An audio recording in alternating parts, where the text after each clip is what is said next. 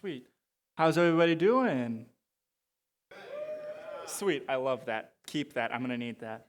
Sweet. So my name's Jacob Foster. A little bit about me. I'm a sophomore at Iowa State University, majoring in cybersecurity engineering. They have that now. It's pretty sweet. This is the third time I've been to Sec DSM. And so if you're sitting in your chair wondering, what am I doing up here presenting? Don't worry. I'm thinking the same thing. I've concluded it down to three points, though. One of which is that my boss, I had an internship at Principal. My boss is on the board of Sec DSM, and when I told her about this idea, she said, "You should do it."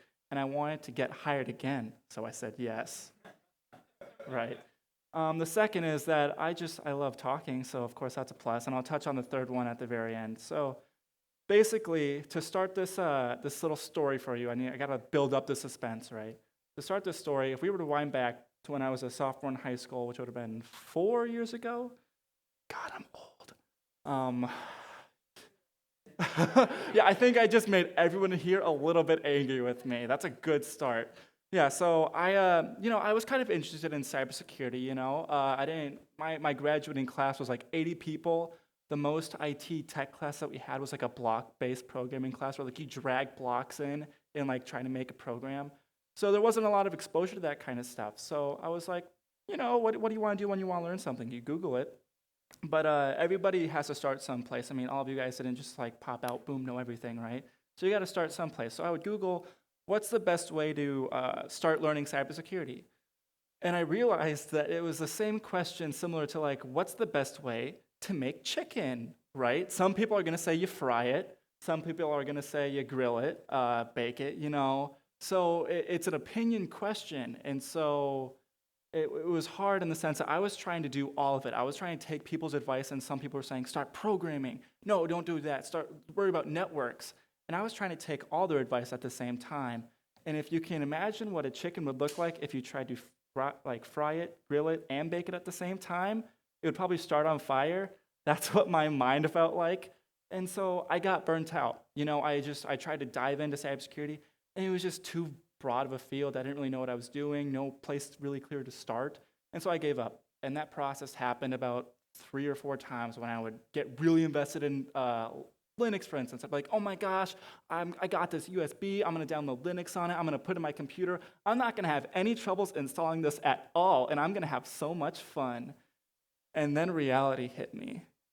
Yeah, so that was fun. But I would learn a little bit more and more, but I didn't really start learning until I went to school and stuff. And so it was just a frustrating experience because every time I tried to dive in, it was just so broad. There wasn't a lot of clear documentation on where to start, at least in my experience. And so I thought, how cool would it have been if there was just one magical website, for instance, you can see where this is going, where it just was a compiled information of resources, of where to start, advice from those who already know what they're doing. And so I'll take you to this, let's type. There we go, www.TheCyberBear.io. And this is currently a little project that I've tried to work on. So this is kind of it. It's the CyberBear. It's an archive of compiled information, resources, and advice looking to start in cybersecurity. So basically, I just wish that I had this. This is just kind of a guide of what I would have wanted. And so I asked a question of people of what would you have wish you had known when you tried to start into cybersecurity? And here's what some people said. There's a lot of guides written for the beginner's guide to cybersecurity, and they don't acknowledge that it's a lot more broad. I wish I would have had more resources. Security isn't just enough. You need to know a lot of networking, programming, a lot of other prerequisites. And so I'll just give you a little tour of my little website here. So where do I start? Just a little prologue here. And then I basically tell you that I can't tell you where to start. I'm just going to give you as much information as I can to try and help people just be more educated. There's not a lot of beginner-friendly places, I feel like. When I tried to learn about this, it was just, a lot of information, and it's just really hard to digest. I was trying to digest all of it at once, and security is just too broad. You just can't do that. And so if we navigate this a little bit more, don't click Linux or web app security because I heard people scoff. Don't do it. It's not quite there yet.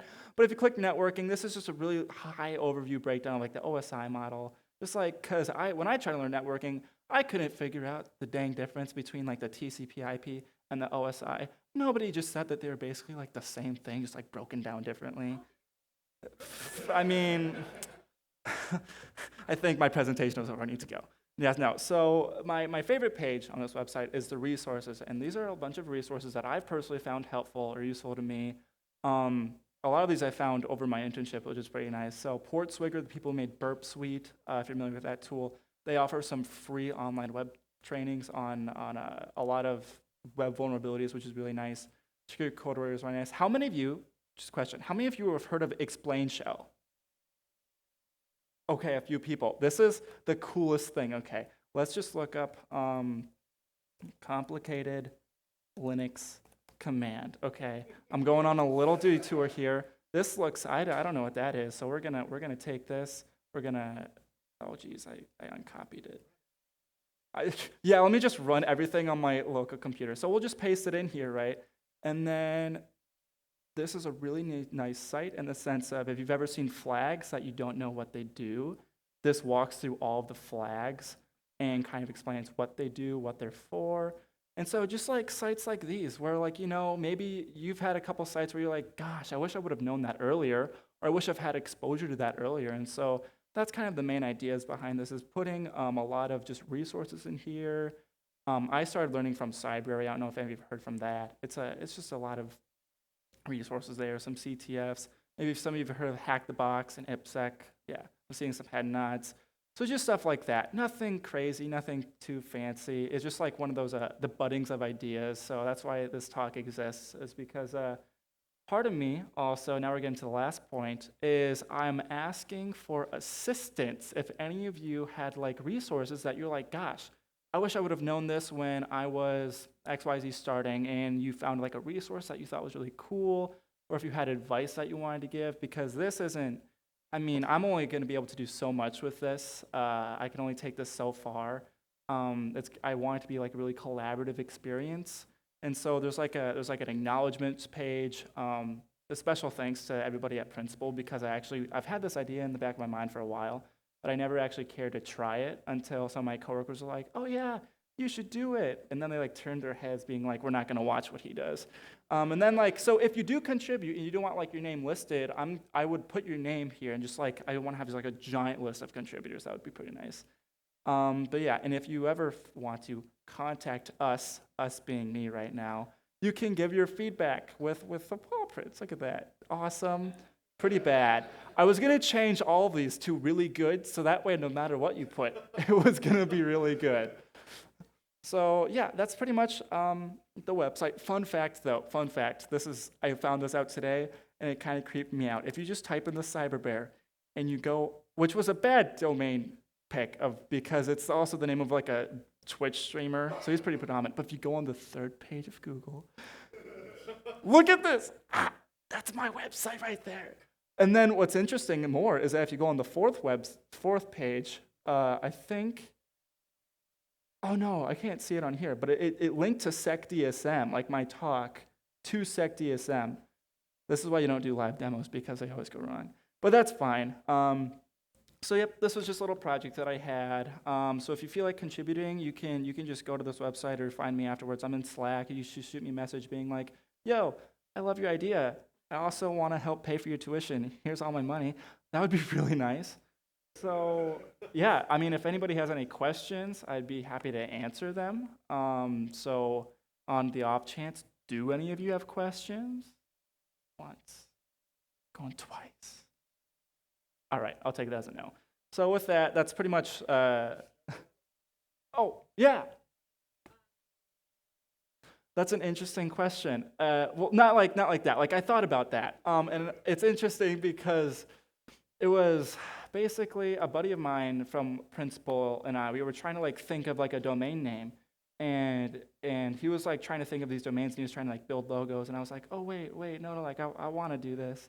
And so I just came up with one. It was like either between like the Cyber Tiger, the Cyber Diamond, just some weird stuff like that. And so I was like, the TheCyberBear is cute.